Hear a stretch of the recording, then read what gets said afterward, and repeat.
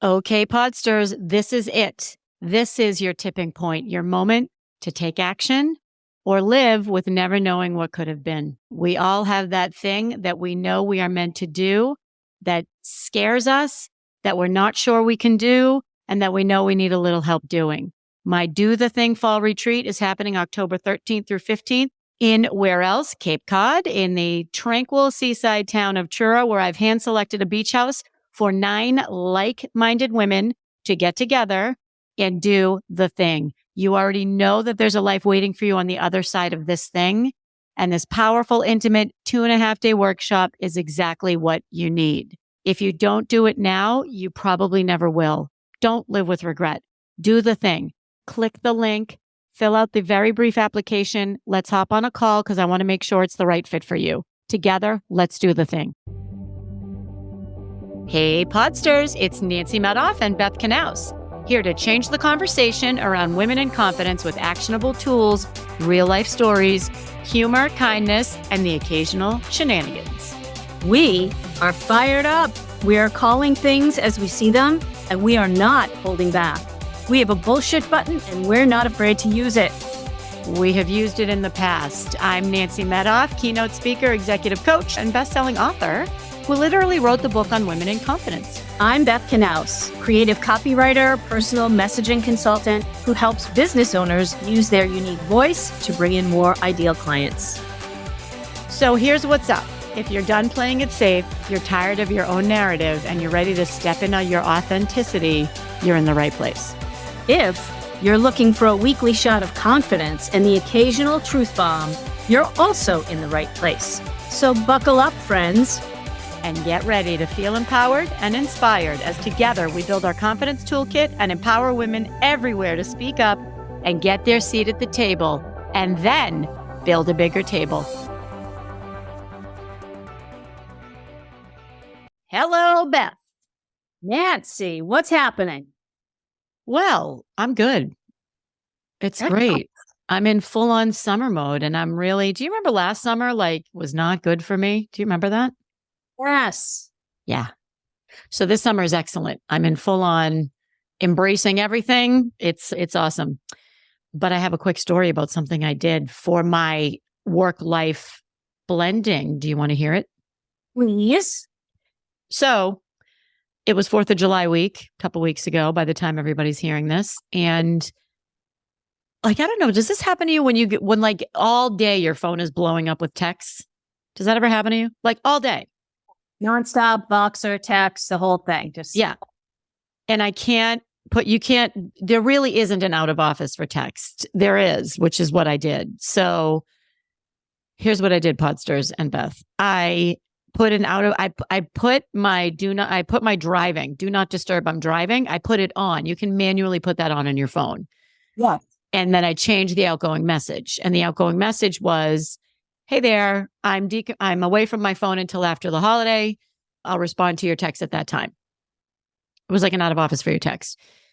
The challenge is if you put your do not disturb on your phone, on your iPhone, if it's an iPhone, you can't use it, which is interesting. It thinks you're driving and it'll lock you out.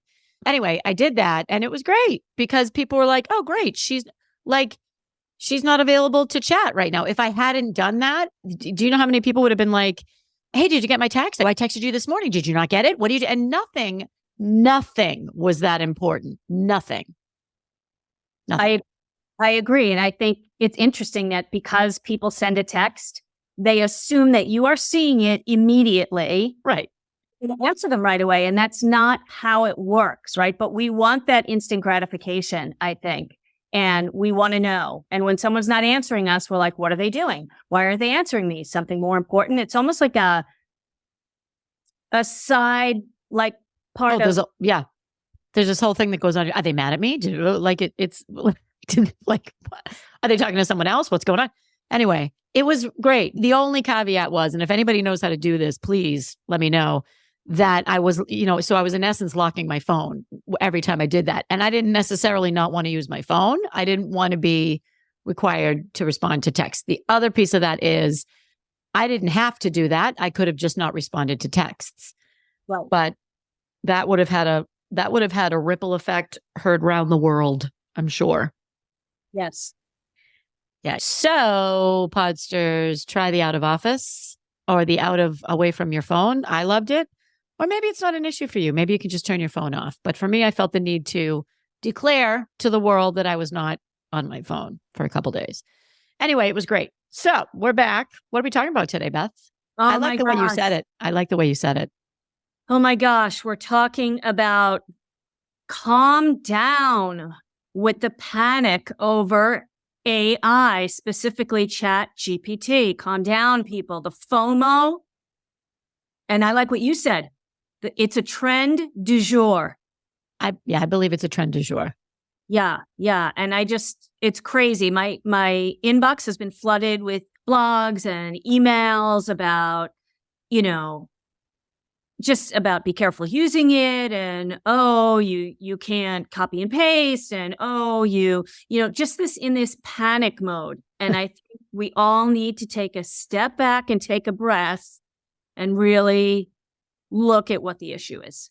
Totally agree. I totally agree. And when I say it's a trend du jour, I mean all the hype about it is a trend du jour. Because I was thinking about my dad when computers first came out. He would not get on a computer. He's like, no. Well, we see what happened there. But anyway, so I think it's here and it's here to stay. But I think it's interesting because everything I read about it, because Podsters, we read up on things topics to try to get ourselves educated. Everything I was reading was from it. The search I put in was, how is AI affecting job security? Because that's what everybody's torqued up about, or most people are torqued up about.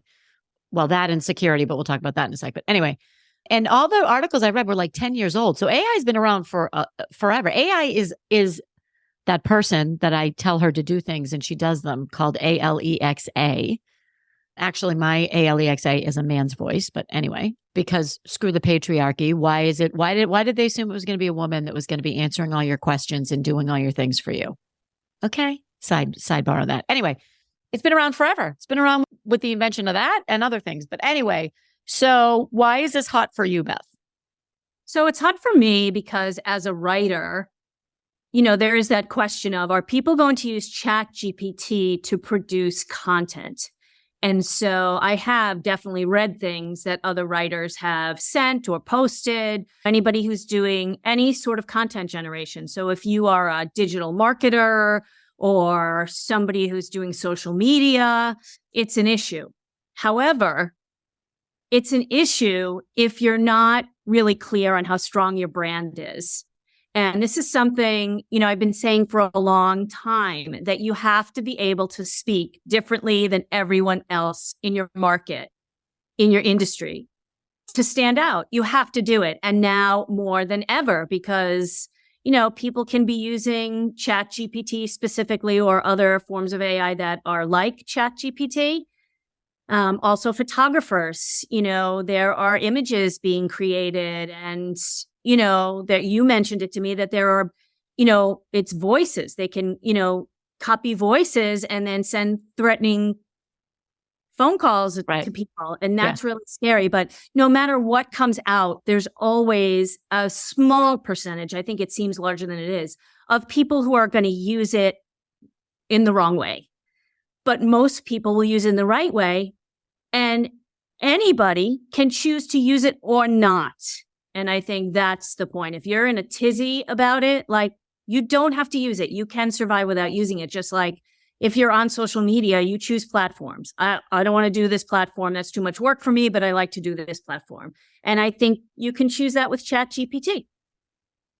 I totally agree. And I think when this first came out, so this was a while ago, this was in the winter. Because I remember I was at brunch with my friend and she was telling me about it, and she uses it to save time. So I'm like, I'm going to give it a try. And I went into ChatGPT and I said, write me a description for a women in sales workshop. I think that's what I said.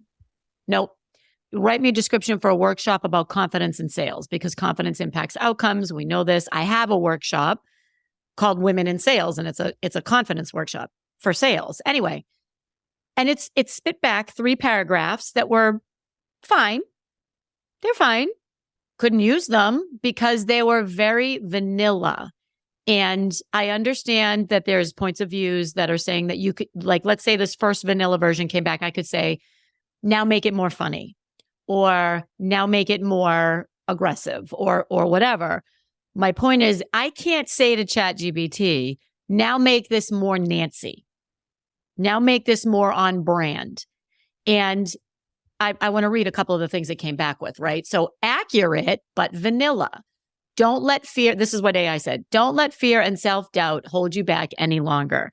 Sign up for our confidence and sales success workshop and start closing deals with confidence. Is that how I talk? No. Right. So I'm like, okay, well, I have to rewrite this now. And I was using it too with recording meetings for a while, and I had to go back in and fix it. So I think my point is, A, it's been around forever. B, if you don't add more value in what you're doing than an automated response to a request, then that's a very different conversation. Then you should be worried. But if you are, which we know our Podsters are, stepping into your strengths, infusing your personality in what you're doing, and bringing your brand, and I'm gonna wrap this up and then turn it back over to you because I know you're passionate about this. Bringing your brand and your personality to your writing or your sales proposals or whatever the case may be, then use it for what you can and move on. Like, I haven't used it since then. I'm like, it's not worth my time. Thoughts? Yes, I think that's a key thing, is it going to really save you time? And, I know there are a lot of people who don't want to write, and I'm going to talk about the writing aspect because that's what I do. And I find that first, here's a problem. People don't necessarily take the time they need to dive deeper, go a level deeper, to really define their messaging, to really make it authentic. 100%. It really takes time. And sometimes in the beginning, you can't come up with that messaging. You have to wait until you've had some hands-on before you dive into that and really find your true messaging. But, if you have that, why would you trust ChatGPT to write something and then you have all this wonderful branding, but you don't want to spend the time? But in the end, it's going to take time. And here's a myth that people run into. Sometimes people will say to me, does editing my website content cost the same as writing it fresh? And I said, yes, technically it should cost more. It should cost more. I agree. It's really hard for me to go into something you wrote and take it apart and add new messaging. It's really hard. It's much easier to start from scratch. And, so I feel like, and then for me, I'm not really worried about AI. I mean, I almost feel like people are treating it like, apocalypse incoming. It's not. It's, if I work with a client, it's because they're delegating to me and they don't want to do it at all. So they definitely don't want to learn about ChatGPT and take, have the learning curve and then have to go in and edit whatever it produces and worry that, ChatGPT is having an overloaded day and might spit out some incorrect information. I mean, computers are great. Anything computerized is great until it doesn't work. Right. And there is going to be moments. It's not a cure-all. It's not perfect. It's not a guarantee. So you have to think about that. If is it right for you? Look at all the angles, not just, oh my gosh, everyone's using it, so I think that I need to be using it and I don't know how. Totally. And as you were talking, what I was thinking was, your value is, so a copywriter's value, or somebody that you hire to write copy for you as a business owner or a marketer, or to help you with your resume or your LinkedIn, whatever the case may be. First of all, faster is not always better, first of all. And if you could do it without professional help, you would. So AI is just more of you throwing spaghetti against the wall and trying to see what sticks. So like I said, I tried it, and listen, I could spend more time trying it, but it didn't work, and it didn't work for me on multiple occasions because it is way too vanilla. And, I'm the opposite of a butt writing my podcast episode, recaps. writing my website. No way would I do that. No way. Nope. Yeah. I will say what was I in? I was in Loom. I had done a video and Loom populated a description for me and a title. So that was helpful. I still had to go in and edit the description because it was much longer than what I would have written. And I changed the title, but it was a great place to start. And to be honest, it reminded me of what I just spoke about on the video. And I didn't have to trying to make notes or go back and re-listen or anything like that. So I found that helpful. I feel like in places like that, it's very helpful and where it's showing up in platforms like I use ClickUp. I know ClickUp now has some sort of ChatGPT. I have not used it yet. I'm lucky I know how to use ClickUp, let alone now how to use ChatGPT in ClickUp. But AI is showing up in places like that, which I find helpful for me. Totally. I totally agree. So I say faster is not always better. I also say if it saves you time, that's great. But it depends on what you're using it for. The other thing I wanted to mention was as I was looking through all these articles, I was like, this has been around for, like somebody told me the other day that, you can say to AI or ChatGPT or whoever, or whatever, actually, you can say, I have string beans, garlic, tomatoes, and chicken stock. What should I make? Right. And it will tell you, here's all the different things you can make. That's been around forever. You've been able to do that since Google. I mean, so it's like, I don't know. I don't know. I think that if you're that worried about it, then you're probably worried about something else. Right. Right. Either that or you have a lot of time that you can be worrying about ChatGPT and what it might or might not do. Right. And, yeah. The other thing I do find a little scary, and I talked to Danny about this actually. So what he told me was this, I don't even want to call it AI, this technology can replicate your voice. And it will replicate your voice and then call a loved one and pretend to be you. Like I was in an accident. I need $10,000 sent to whoever, whatever. But it's working. And so they can take your voice, replicate your voice, and then add in like intonations, like pauses and exasperation and stuff like that. So I was like, and so these scams have been going on forever, but they're even better now because they're really honing in on your voice. So he and I came up with, okay, what's our code word? If it's really us, what are we going to say? Of course, now I can't remember what it was. And if I was really in an accident, I wouldn't have the wherewithal to know what the code word was, but okay, whatever. If I'm kidnapped and somebody calls Danny and says, give me $10,000, first of all, depending on the day, he may or may not come get me right away. He might just let me be kidnapped for a few days. But my point is, the bad people are doing bad things with it. And that I think we need to be very aware of. That I think we need to be very aware of with phishing scams and voice scams and stuff like that. And tell the older people in your life, don't automatically assume it's me. It might be one of these things. But anyway, that remains to be seen. That's the bad people. And that's what comes with technology, right? Yes, absolutely. That you need diligent awareness or you shouldn't be on technology, right? It's like birth control. It's like birth control for technology. You got to be aware and diligent, not just believe everything you hear. Okay, great. All right. How was that for an analogy? We're going with it. We're going with it here on Be Yourself podcast. You have to protect yourself by being aware. Totally.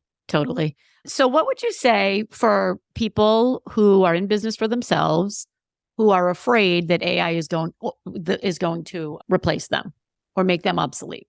Well, so here's the thing, right? You have to think about, you're not the only person necessarily searching for what you're searching for when you're looking to create content through AI. You have to think about if 1,000 people put in a similar request, somewhere in there is similarity, and right. Similarity is the enemy of authenticity. Oh, I'm writing that down, folks. Oh, similarity. Similarity is the enemy of authenticity. You heard it here, folks, on the podcast. Digging that one, man. Digging that one. Right. So We don't want to be similar. We don't want to be similar. That's Right. why we have brands. Right. Right. Exactly. Exactly. Exactly. Yeah. Woof. All right.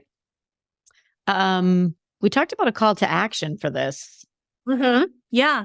So I think, like, for me, I say find a positive article about it or two. Find, an article or two that say, I don't like AI for this because it's not for everybody, but do your own research. Be an observer for a moment and ask yourself, is this person writing pro AI because they're getting a kickback, or it's an affiliate, or they're super techie and that's what they're into? Is somebody writing, a negative take on AI because they're afraid of it, because they don't have, they're not technologically skilled, right? And they just see it as like something bad and they don't want to deal with it. And then you make a decision for you.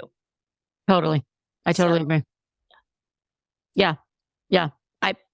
I think it's awesome. The only thing I would add is if you're worried about it,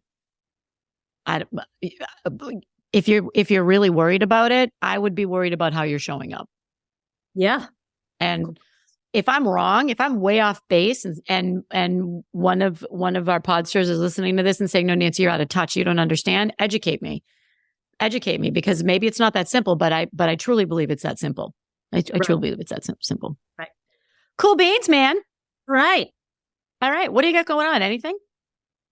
Well, do you know, personally, I have my kid's bridal shower in a few days. Fun. Yeah. We'll see how fun it is. It's a lot of planning. No, it'll be a great time. And we're really thrilled to be doing it for her. Business-wise, got that website thing going on. So that'll be great. Got that Facebook group, better content right now. Jump in, get some good content about how do you not be similar in your content writing? How do you show your authenticity there? What about you? Yes. What about you, Nance? Doors are open for the Do the Thing retreat happening in Cape Cod in October of this year. 2.5 days of intense, focused workshops, 2 nights lodging, a private chef, yoga optional every day, beach or woods walks every day. It's the perfect place to take a step out, focus on yourself, and come out with your playbook on how to do the thing, whatever that thing might be. So I am super pumped for that. We only have 9 spots, and it's going to be awesome. It's going to be really awesome. It's going to be really awesome. Sounds fantastic. It's going to be great. It's going to be great. So that's in the show notes too. And I'm going to go back to enjoying my summer. I am summered up. All right. Okay. Peace out. Peace out. Peace out.